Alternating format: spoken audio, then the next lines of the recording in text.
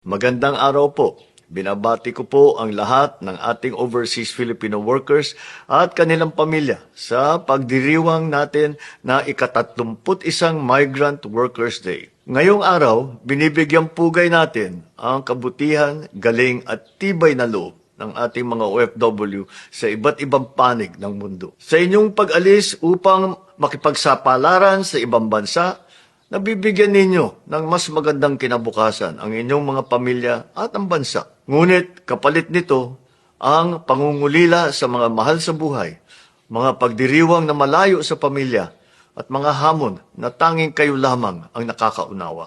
Sa kabila ng lahat ng ito, patuloy kayong lumalaban taglay ang mga katangiang Pilipino, masipag, maaasahan, mapagmalasakit at matatag sa anumang pagsubok na dala ng buhay.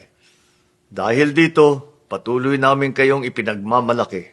Bilang inyong pamahalaan, muli namin ipinagtitibay ang aming pangako na ipaglaban ang inyong mga karapatan, pangalagaan ang inyong kapakanan, at palawakin ang suporta para sa inyo at sa inyong mga pamilya. Tinitiyak natin na may maaasahan kayong tulong kapag kailangan, may sapat na proteksyon habang kayo'y nasa ibang bansa, at may malinaw na oportunidad sa inyong pagbabalik at muling pagsisimula dito sa Pilipinas. Sa pangunguna ng Department of Migrant Workers at mga katuwang na ahensya, patuloy namin palalakasin ang mga programang tunay na tumutugon sa inyong pangangailangan. Sa bawat Pilipinong manggagawa sa ibayong dagat, maraming salamat.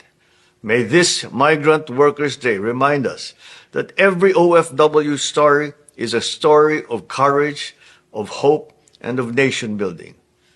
Sama-sama nating itaguyod ang isang bagong Pilipinas kung saan ang bawat manggagawang Pilipino, saan mang panig ng mundo naroon, ay protektado, may oportunidad at may dangal.